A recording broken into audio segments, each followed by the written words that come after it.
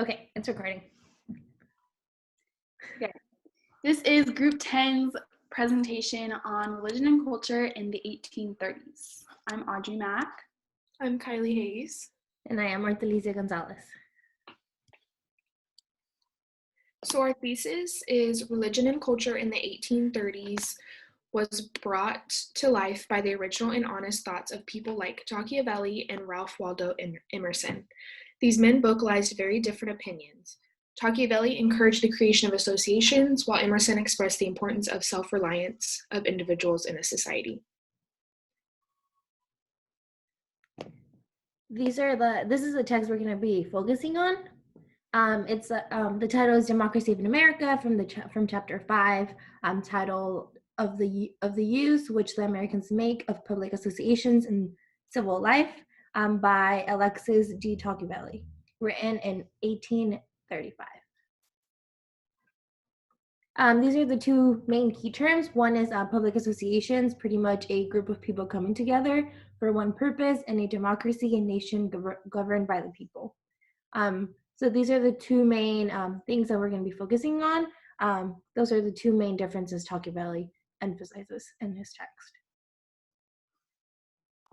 Okay, so we're going to talk about the claims of Tocqueville in each paragraph, and what he's saying in each paragraph. So in paragraph 1, as equality increases, tyranny increases as well.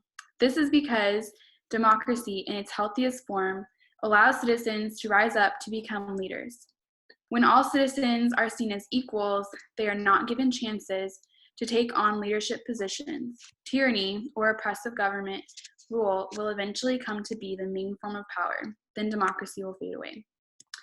In paragraph 2, he says that associations form societies. Americans, according to Tocqueville, form associations for anything with anybody. They are a way of coming together to support a common cause or participate in a certain activity. For example, many religious associations were formed, including evangelical Protestantism. It was an association in the way that it was good business, was financed by merchants, and it was a way for people to come together.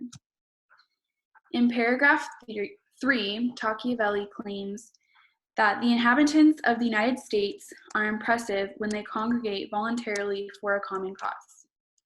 According to the words of Ralph Waldo Emerson, each man runs on his own agenda. Each person is given a purpose in life that is specifically designed by God.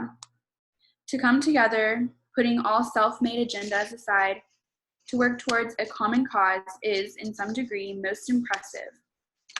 In Emerson's essay about self-reliance, I felt like he left one thing out, and that is how the spiritual nature of all humans is to have peace and equality. In paragraph 4, he claims that Americans inherited customs from the English, but associations were something that they created as a means of action. Because the first colonists were English, there were obviously customs, traditions, and everyday practices that they brought to the colonies. But it is important to remember that the reason there was a Declaration of Independence was because the colonists were done giving in to the tyrannical rule of the king. Therefore, they had to work together to achieve a common goal, and that was democracy. In democracy, leaders are established by allowing individuals to rise up because of professional education. In the 1820s, not all people who lived in the U.S. could vote. If you were a woman or an African American, you essentially did not have a voice in the government. This is why associations were made. People of any background or gender could associate, and it gave a feeling of unity that could not be given by the government. In paragraph 5, he states that democracy is done perfectly when people pursue a common cause in all things. As stated before, leaders will rise up out of society, but the role of the leader is to allow associations to encourage unity and inspire equality, but at the same time, preserve each individual's ability to sustain their self-reliance. Self-reliance is talked about in length by Ralph Waldo Emerson. In short, he states how every human will act based on their own desires. This is why it is important to establish a common cause and work toward that. Otherwise, the intentions of whoever becomes a leader will become oppressive.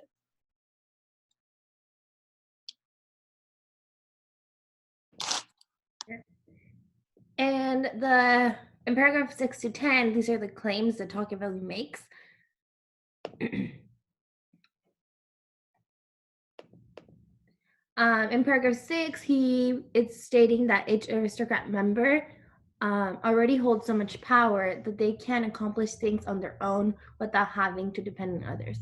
Aristocrat communities do not need to depend on associations. Whereas in paragraph 7, he talks about democratic nations. Pretty much,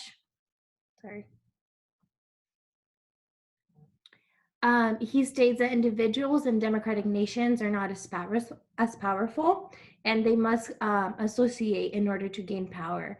Therefore, they must learn to come together, or else their independence will be in jeopardy. Democratic nations can become powerless if they do not learn to help one another. In paragraph 8, he talks about that in order to have a powerful, he talks about how to gain power by forming associations. In order to have a powerful association in a democratic nation, it must be numerous in order to have any power.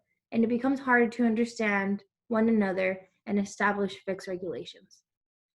In the contrary, in aristocrat communities, it's easier to become and form associations due to the fact of power each member holds. So that means they could have limited associations and they don't have to depend on having a lot of people because each person already brings so much power into the table. In paragraph 9, he believes that the government should not take over what people can't no longer do on their own. People should learn to come together instead. The more incompetent citizens become, the more able and active the government could be in order to take over what individuals can no longer accomplish.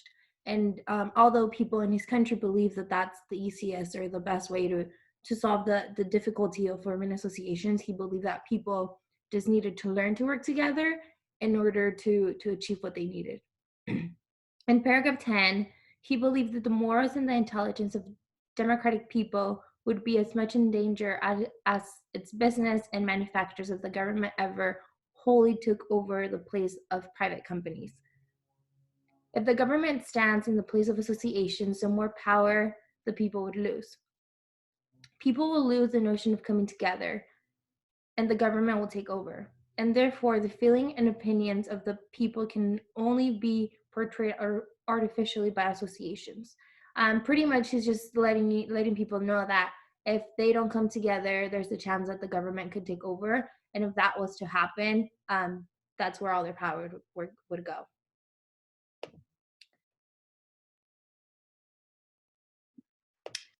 So the claims of Machiavelli through paragraph 11 through 15. The claim for paragraph 11 was government should not be the only active powers, it should be associations. And this paragraph kind of goes right along with paragraph 10 that we were just talking about. If the government had full power over the people, then there would be no privacy and potentially not even free will. It would be a lot of like people getting told what to do, and that's basically what was going to be done. Machiavelli states at the beginning of his paragraph, within talking about the aristocratic communities, opinions or sentiments are so conspicuous to the eyes of the multitude are easily introduced into the minds and hearts of all around. So Machiavelli basically is stating that in aristocratic communities, governments are just telling people what to do without any like ability to hear what the people are wanting to do. And Machiavelli wants the democratic communities to kind of have that to where people can come together with their feelings and opinions rather than just listen to whatever the government's saying.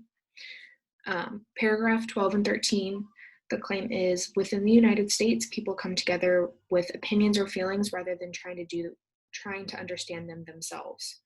I feel like, especially in the era that Machiavelli wrote this book, this was true. I feel like the United States definitely came together a lot. One example that I can use definitely from like nowadays is what's going on right now, the coronavirus. I feel like as a country, we're coming together more than we have in the past, and kind of saying like all of our opinions and all of our feelings towards this virus and what we should do rather than just getting told what to do, if that makes sense. We're kind of like all on the same page with everything. So I feel like that's kind of a really good example of what Machiavelli was stating in like paragraph 12 and 13, where he says like, you know, like I said, the United States, like people all come together with the same thing that they feel. Paragraph 14, the intellectual and moral associations of America deserve more attention. Again, I feel like when Machiavelli was writing this, I feel like this was more true, I guess you could say. I feel like back then, the United States definitely had more intellectual moral associations that did deserve more attention. I feel like if a lot of different countries used the associations that we had back then, I feel like it would have definitely benefited them. And then the last paragraph of this reading, paragraph 15, the claim is the art of associating together must grow and improve in the same ratio in which the equality of conditions is increased. So he's saying that by using this formula, you can avoid tyranny, which he spoke about in the first paragraph. So in the first paragraph, at the end of it, he says, it is clear that tyranny would unavoidably increase together with equality. So, and then in his last paragraph, he goes back and says, the art of associating together must grow and improve in the same ratio in which the equality of conditions is increased. So he's basically saying that by having associating together, growing and improving at the same ratio as in which equality is increased, then we can cut out tyranny altogether.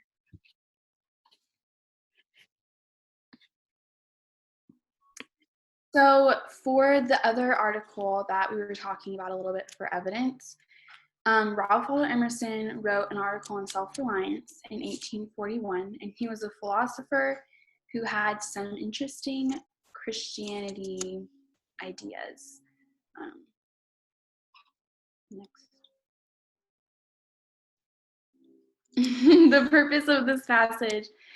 Ralph Waldo Emerson delivered an eloquent wake-up call to Americans regarding self-reliance. He believes that God is at the center of all things and has created each human being with a particular purpose.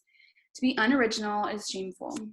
He does acknowledge that every man's actions are a reflection of his direct nature and cannot be contradicted. When a man's spiritual nature changes, all glory goes to God.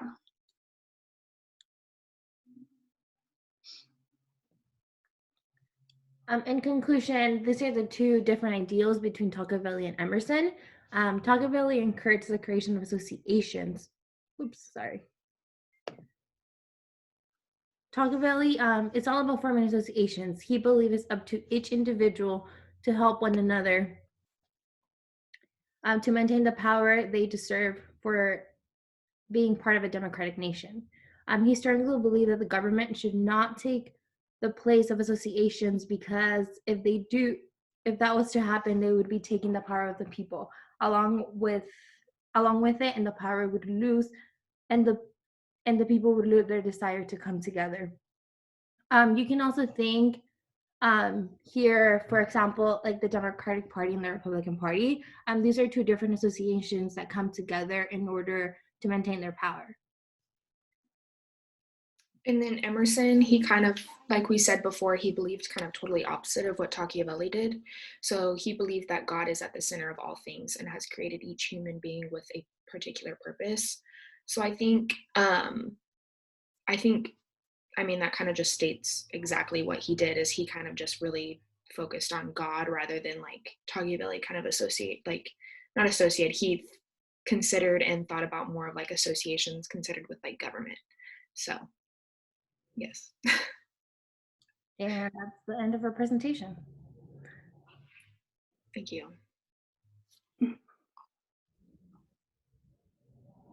I forgot how to do it again. Now we're back to trying to figure out how to stop recording.